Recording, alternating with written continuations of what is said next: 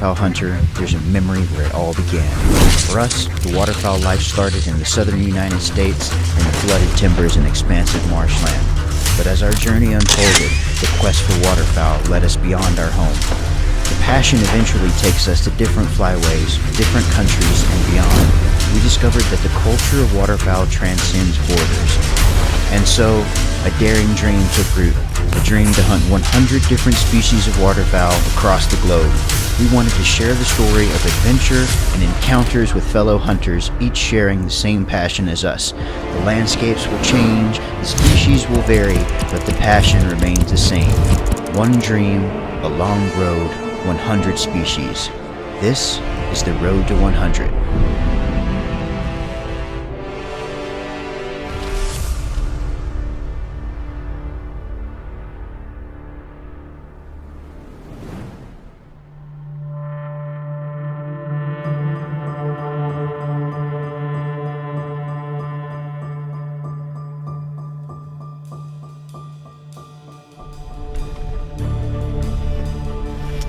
So I'm actually kind of debating because we're supposed to be in Azerbaijan with Keegan right now. Yeah. Instead, we're in Mexico with Keegan right now. Yeah. Keegan's on the other side of the camera, and it's weird having Chaim standing right here. It's really weird on this side of the camera. It is, but we are in Mazatlan, Mexico, wrapping up season 1 for the road to 100. And I've hunted a lot in Mexico, but this is my first time down in Mazatlan. It's beautiful here. Yeah. Super cool area. We are just starting our hunt for morning 1. Chaim can't help himself. That's pretty. We're gonna stop talking here pretty quick. These birds are doing it right. But like most places I've hunted in Mexico for birds, there's not a super big rush. They're super unpressured. We literally have swarms of shovelers coming in right now. So it should be a lot of fun. We're gonna get hopefully about 4 or 5 species this trip. We'll see what happens and have a good time down in Mexico. It's very warm here. It's warmer for sure. Yeah. I think we overdressed. Yes. We're not in Montana anymore. It's too much for me right now. We're not in Montana anymore. Oh my gosh, they're just cupped constantly. I know. This is awesome. And so we've got some other guys that are hunting with us. It looks like granddad, dad, and little boy. So that's really cool. Glad that they're here. Definitely want to make sure that they get some shooting in. Oh, but I'm gonna have a hard time holding off if they don't start pulling the trigger.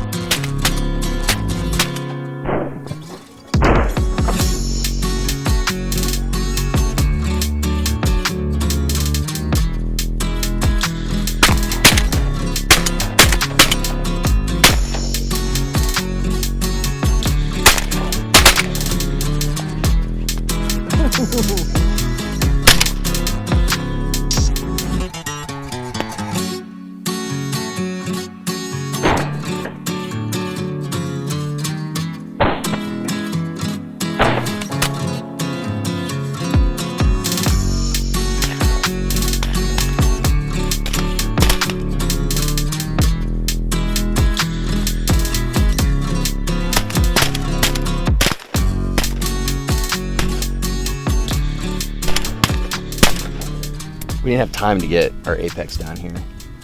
So these are Aguilas 7.5 inch lead. These are freaking fun as heck to shoot at ducks. Totally legal down here in Mexico. Like several of the other countries we go to, they have the penetration. They just don't quite, not quite as fast as what we're used to shooting. So we're having to adjust our shooting a little bit.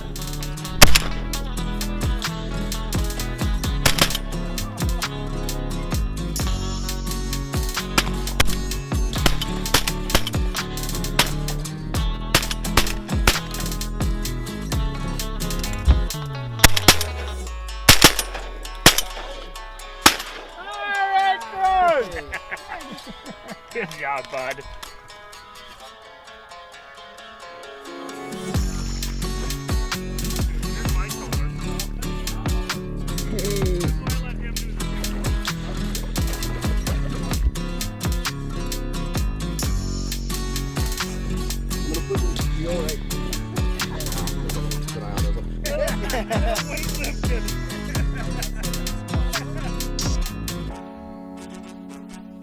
Super excited about this. A lot of people and And I don't like it when they do this, call this a trash bird. There is no such thing as a trash bird.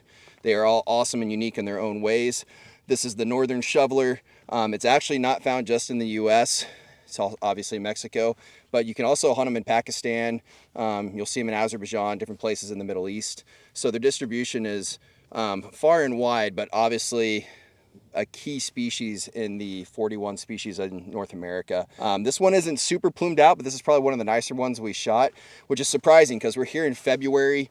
You would think that they'd be fully plumed, but I really feel like most of the shovelers I've seen, usually March and April is when they are 100% full plumage, but super fun hunt.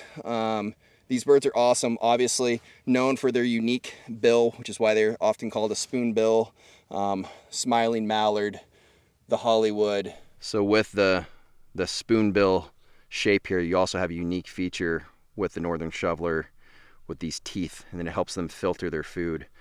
There's not very many waterfowl species that have that. The other one I know of is the pink-eared duck down in Australia, but pretty cool feature on the shovelers. You can tell that the speculum on the wings here, very comparable to your teal species. Super underrated bird. They're gorgeous in my opinion. And this really pretty chestnut colored chest. When they're fully plumed out, this is all white here, full green head like a mallard. But just an awesome bird. So we are checking off another one for the road to 100 here in Mexico. Northern shoveler. Probably one of the more common species found throughout North America, the green-winged teal. Kyle and I just got done hunting these guys in Europe. The Eurasian green-winged teal are different. You can kind of see there's a white bar. This one doesn't have a super distinct white bar, but these white bars on the northern, the green-winged teal here in North America is what makes it different than the Eurasian. That's really the only major distinction between those two species. The Eurasian green-winged teal, they don't have that bar, but obviously similar, cool orangish red and this iridescent green head with the black little tail hood there. Beautiful speculum on them, super cool speckled backs, and then your speckled front here on the chest. But awesome little birds. They're like a lot of species here in Mexico. It's like 50, getting close to 60 degrees here.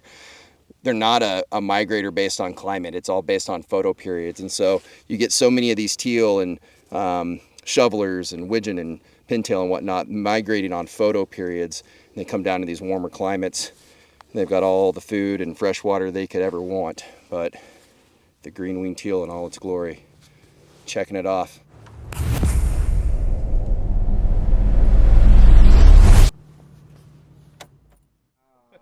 Well, the boys found a place.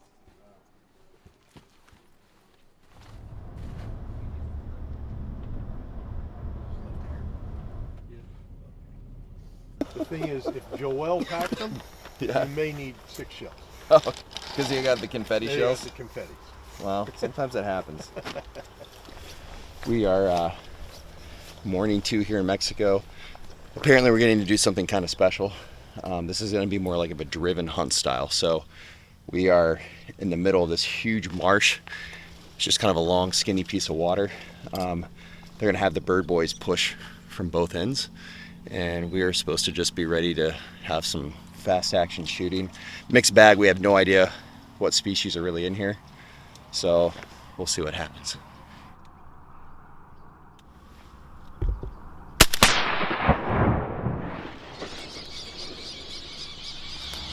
I'll get things rolling. Whoa, where did that come from?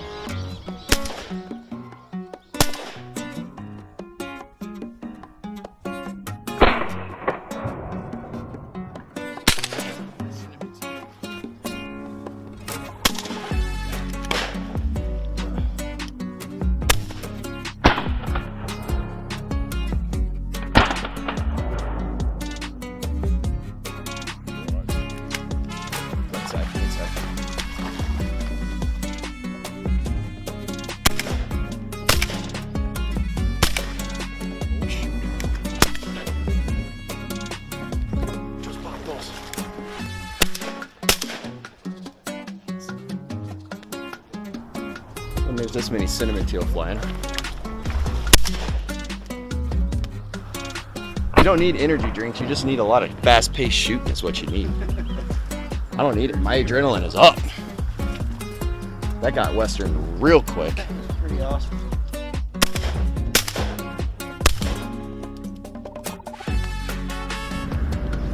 Oh, right there. Good shot, yes.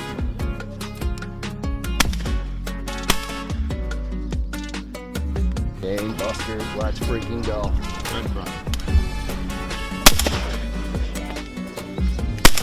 Good shot.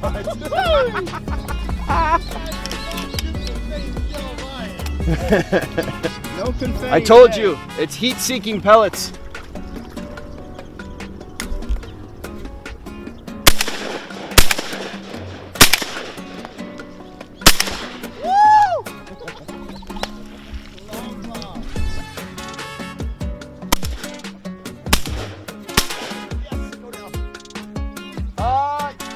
Yeah, I think I want another box. Yes, Buana. Yes, Buana. You get some shells. You get some shells. We got lucky.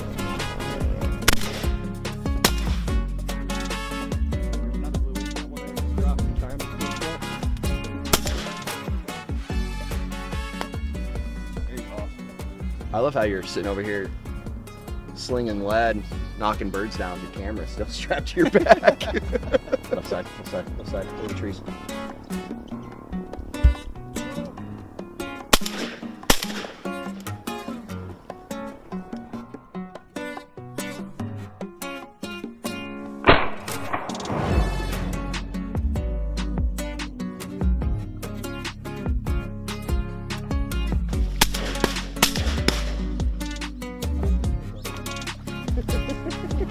Actually,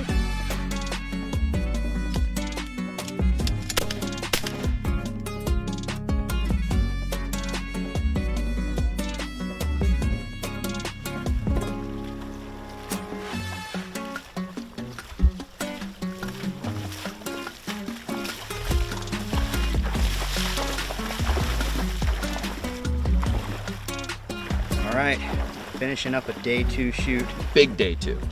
Day 2. Yes. I woke up this morning, was a little tired, but I'm wide awake now. I didn't need an energy drink this morning. No, I had one, and I think my heart was about to explode because that was That was nonstop pure adrenaline. action. Best teal Yeah. hunt I've ever had. Yeah, and So. today was, I mean, so clutch to have Keegan here. Oh my goodness. And like, We wouldn't have been able to appreciate a capture. good camera guy unless you're a camera guy, and that wouldn't have happened because one guy shooting wouldn't have been as phenomenal as 2 guys shooting. I totally agree. That was awesome. But today we're going to check off 2 new species. We'll start with the old cinnamon right here. Yeah, so this is the North American cinnamon teal. Obviously called that because of this gorgeous cinnamon colored body that it has.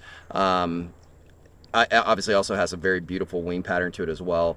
The primaries, secondaries, tertiaries, it's all very comparable to the blue wing teal that Kym's going to talk about a little bit. But the cinnamon teal is very unique. Like the blue wing teal, they migrate on photo periods.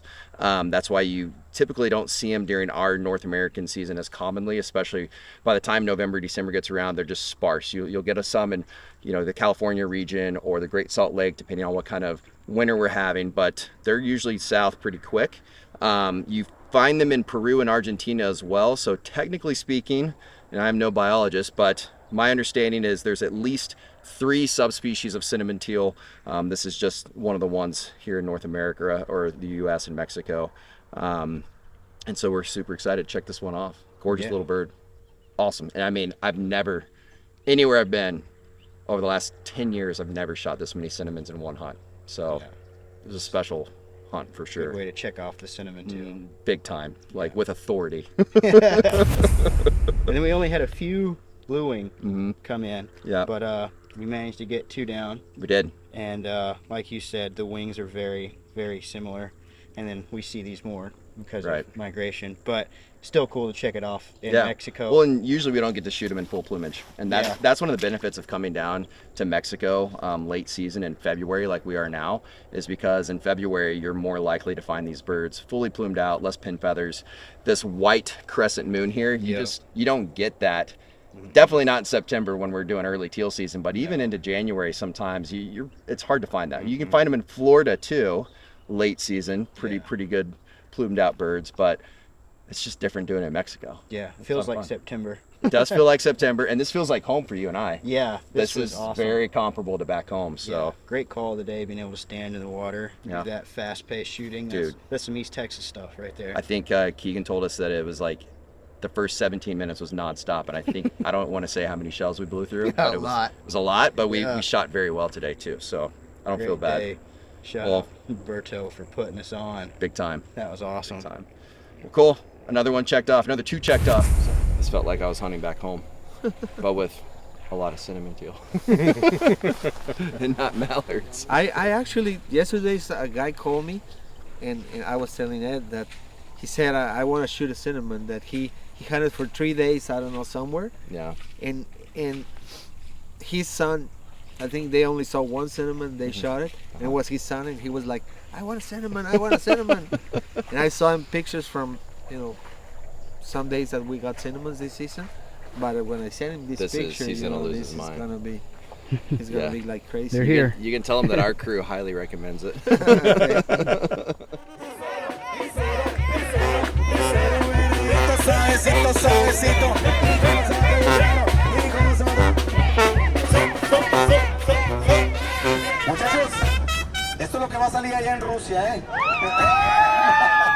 Recorded a fun podcast with Keegan, and now we are on the Malecon, which is like a boardwalk. Malecons are pretty common in coastal beach towns in Mexico and South America, and Carnival is going on, so we're checking it out. It's pretty low-key right now. It's not too crazy. Kind of head on a swivel sort of a deal because there's some sketchy characters, but it's a good time. People are here to party, have fun. A lot of families here, but yeah, you just kind of have to embrace the culture where you're at, have a good time. So we're gonna go do that right now. Yeah.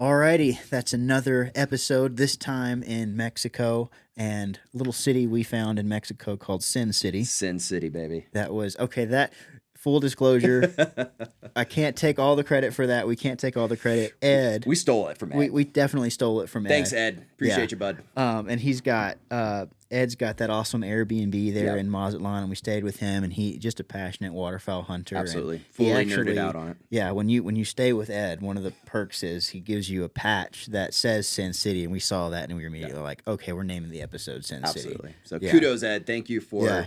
your little tidbit on Sin City. It's a banger for sure. But outside of the cinnamon teal, 4 birds checked off in part one of Mexico. Yeah, exactly. We knew, and in Mexico, that's the beautiful part about Mexico. It's typically a lot of variety of species. That's why you go. And it's late in the season, so great plumage on your birds, etc. So it was a good one, man. It was really good. But before we get any further on Mexico, Pulling the reins back on myself. let's do your giveaway that you did in the last episode, which was... So we did the new Road to 100 hat that I admittedly screwed up and thought I had submitted the order, but I didn't. They're on their way. So you will be getting the hat soon. And then a custom RW Coolidge strap with the Road to 100 logo on it, and then the RW Coolidge call lanyard. So 3 items on this giveaway. Okay. And the winner is... Pick a winner. Cole Wright. Cole Wright. Congrats, bud. You'll be getting all that stuff. All the things. Get with you, send you email. That was it was a case of Apex too, wasn't it? Or no? Yeah. Was it? Sweet. Dude, Cole, you just got totally hooked up. Package. So. And we may have thrown in a... Did we even do the hat on that? I don't think you did, but now you're getting you're getting a hat too. Great. Because I'm confused. Everybody gets everything. All right, so back to the episode. Yeah. Back to Mazatlan. That was a really fun place, and that was just the first time we hunted East Texas style, which we kind of Yeah. talked about in the film. But standing in Felt water, that second day, that hunt was phenomenal. And you know what's interesting, because we grew up hunting that way. I don't think there's any coincidence that's probably the best shooting Oh that my gosh. you and I contributed to the Yeah. entire season. Well, it's also the first time we've actually both got to shoot the entire time, thanks Yes. to Keegan being there Yes. and filming. Keegan did And great. man, that felt good to finally Dude, be able to. we were in our element. Oh my gosh! Even Ed, you can hear him in the background, like, you guys don't have the same shells I do, and we were just some of those days. I mean, you've watched us both struggle on for the sure. sea ducks, and We you can't know, shoot out of layout we're not boats. always like that, but when we are, it was good. I felt on fire that whole day. We just couldn't miss. It was awesome. There was nothing getting by us. Sometimes we were just feeling so nasty with it. We were shooting the spoony hens. Just nothing comes by us. It's just stone wall. Right. And we knew that all that meat was going to a good place too on top Yeah. of it, which made that even Which easier. let's talk about that a little bit, Yeah. because you do see some hens crushed, and some of that wasn't us, some of it was the other clients that Correct. were with Roberto. But Correct. the bird boys really want you to Yes. shoot birds because they get to take all that home to their family. Exactly. And there's some that they want more than others. Dude, there was a couple moments where I could, because I speak Spanish, I could hear them. They were like, are these guys going to start shooting birds or what? Yeah, because Like, we're being selective. We're and being selective. We're only doing drakes, and Right. They were they're, like, you know, no. you can hear them in the background, and you could even, I don't even speak Spanish, but when someone's calling out something and pointing, and you're not shooting at it, and then they get all disappointed, Right. you can tell. You don't need to know the language. Yeah. But that day, man, somebody ate good that day. For sure. There was probably a whole party going on with all Definitely. those teal. No, it was, I mean, just a cool hunt, cool place. Like, that was your first hunt in Mexico, right? Yeah. So I've hunted in Mexico, gosh, a lot, but that was my first time to Mazatlan. Mm-hmm. And so, first for both of us in that regard, it was just a super cool town. And Yeah. I don't know, it was awesome. I would love say that trip. I would say if you're a southerner, like if I still lived in Texas, so for us the northern border to Canada is a pretty Right. easy entry into out of the country stuff. Right. But if you're in the south and I still lived in East Texas, For sure. maybe I wouldn't be bold enough to road trip down there. Yeah, probably not. But I would fly into Mazatlan. It's going to be a cheap flight not from hard. DFW It's easy. down there and back, and that's a great way to dip your toes into the international waters south instead of going to Canada. And if you're a bird collector, it's not that hard to bring birds back. Yeah. We had an interesting issue that had nothing to do with that. We'll talk about in part 2. Yeah, we did have a hard time. But it getting isn't back. hard to get birds back at No. all. We had some. Especially when you stay with somebody like Ed, who Yeah, is exactly. a waterfowl nut and is just, I mean, he wanted to go on every hunt with us. Right. And he's definitely, if you're going to go to Mazatlan, we'll leave his contact info below. Him and his wife, Connie, run a great operation Awesome down people. there, pick you up from the airport. Not mad about. In fact, they when we had to get our stuff shipped back, they cleaned all the waders because the airlines in Mexico on that side can be a little bit anal about Right. mud and just Everything. some stuff getting out of the country. Well, and so, then you didn't know this, but yesterday Ed messaged me and he's bringing our birds back. when he comes into the Yeah, states. and that's happening, I think, next week. So if you're going to stay with somebody and you're Ed's the duck guy. hunting, Ed's the guy. The hotels there won't do that for you. No, the hotels will not be so accepting of bird blood everywhere. No, not at all. But yeah, so Mazatlan, I would say, I actually was talking to Ed before we left. I'm like, man, like I want to bring my buddies here that have never duck hunted before, because it's like that spoonbill hunt that we did the first day. I mean, you saw the 3-generation Yeah, trio that's cool. there, the That was grandpa, the fun. dad, and the son was just cracking on those Dude, spoonbills. he So, had a blast. And that's like a core memory as a duck hunter, especially for that kid. yeah. Dude, like he's gonna be hooked for life. Yeah. He had an absolute blast, and then for the rest of the time they had that one day to duck hunt, and then they were Yeah. just hanging out at the beach as a family. And Yeah. so it's just a super unique place to go and hunt, and it be kind of a multi-purpose trip. Back in the day when I was booking trips to Mexico more frequently, we sent a lot of honeymoon couples down there too. Yeah. So people were going down there and enjoying a honeymoon, having a day or two of birds, and the food's fantastic. Yeah, the Dude. food was great. So the good. atmosphere was pretty good. I think that if you're a family and kids going, or you've got some some beginners in your crew and you want to really hook them, this is like taking them to the crappie hole that you're going to pull crappies out of all day. And it's not You too can't screw crazy. up. Yeah. And you can party as hard as you want. We did not party, but we were at the party. And it was fun to watch. It was super fun to watch. We weren't on the same level as everyone else there, but it was definitely awesome. And we timed it right. So if you're a partier, there is those options. You know, the guys that you have to drag out of bed in the morning, they partied too hard last night. Right. If those are your guys, they'll be happy to go to Mazatlan Totally. too. The beach was awesome. Everything was cool. Yeah. I definitely kind of plan on going back with You my should. buddies. I've already Totally been should. telling them to start saving their money. We're going to get some tickets. Well, and and what's cool too is even outside of the hunting, the bass fishing is incredible. I'm actually very And then interested in you the can bass rent fishing. like those side by sides and UTVs and like just go explore and like do some cool like 4x4 stuff. Like there's just a lot of cool stuff to do. Yeah. If you're an outdoors person. So. Yep. And we've still got another episode to come in Mazatlan, but if you're interested in getting the ball rolling on your own hunt, we're going to leave the contact info, like we said, for Ed and his little B&B. And then Roberto as well. Roberto. The Viles Brothers outfitter operation, they've been around for, I think, 40 years. I think something like that, yeah. They've been around It's been forever. a long time. Yeah, it's top notch. It's dialed. They've got great places, great relationships with all the landowners that they work with. It's safe. I wouldn't take my kids anywhere that I felt wasn't safe. I'd take my wife and kids there, no problem. Yep. Oh, definitely. It's easy. And Roberto definitely put us on. We told him he worked with us, and you'll see in this upcoming episode we had some requests that weren't normal because we're on the species collection. I don't think a lot of people come in asking for what we wanted to do. They just want to bang, bang, bang, get out. Right. But we were more the spot and stalk, not to give too much away. But it was awesome. Spot and stalk with an alligator in the pond. So you guys need to watch that one. Pucker factor was at the top end. Yeah. Man. But yeah, so all that information will be below. And Roberto's operation actually also rents UTVs and side by sides to rip around, and they're street legal there. Yeah, and you can take them out. There's a bunch of like dunes and stuff that you can. It's a pretty big attraction. So no matter what time of year you go there, there's going to be something to do. 10 for 10. It's a 10 for 10 hunt. Definitely. Like, put it on your bucket list. You got to go. Yeah, and great authentic food and fresh.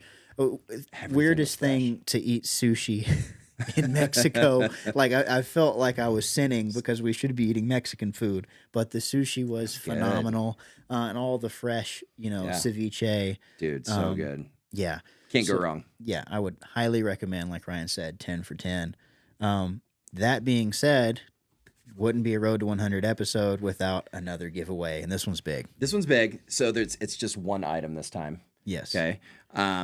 We are super excited to be partnered with these guys because I, for one, am definitely losing my hearing, and I am not the best about remembering to wear ear protection, but it's becoming more of a habit for me out of necessity. So Soundgear, awesome partner. We're going to give away a custom set of these Phantom ear protection devices here for you. They're really, really cool, guys. Multiple settings. Even if you're not hunting waterfowl and need them for the ear protection, quite honestly, I see myself using these a ton during turkey season or when I'm whitetail hunting or maybe even elk hunting, just because it amplifies sound. And so really, really cool. Go check out Soundgear, learn more about them.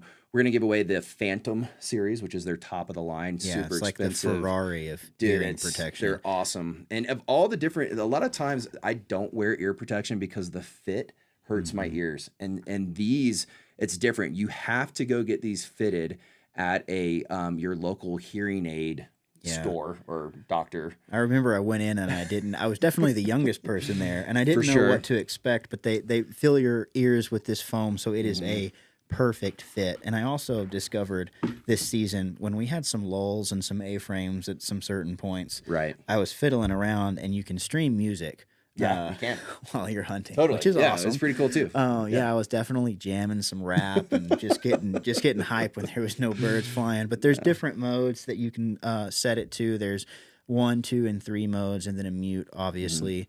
And those different modes just cut out different sounds. And there's wind cancellation. Everything you can think of is crammed into these things. There's a dial on the side. So like Ryan was saying, if you're elk hunting or turkey hunting, or you're just hunting and you're filming. I run into this a lot. I'm behind the lens and someone's asking me, "Are you on him? Are you on him?" And I can't hear. Well, now that's not a problem anymore. Dial her up. Yeah, I can hear better than my natural sound. I remember several times in the blind I could hear geese coming before anyone else could because I dialed up my right side and left the left down, and I could hear them literally hear them awesome. way before anyone else. So I've been playing with them a lot and listening to music. I think if you're going to invest in something, like there's shotguns and then there's these. Those are the two, and they kind of go together. I mean, for sure. And I'm not old enough yet, like Ryan, to have lost my hearing, but... And my hair. I got my hair and my hearing. We're going to keep my hat on. Hearing, and I hopefully can keep my hair. No one's seen what I did to my head yet. We're just going to... He's completely bald. It's chrome When dome. we film next, he's going to have to keep it on or it's going to glare the camera out. It's true. But very true. anyways, if you want to win yourself the ultimate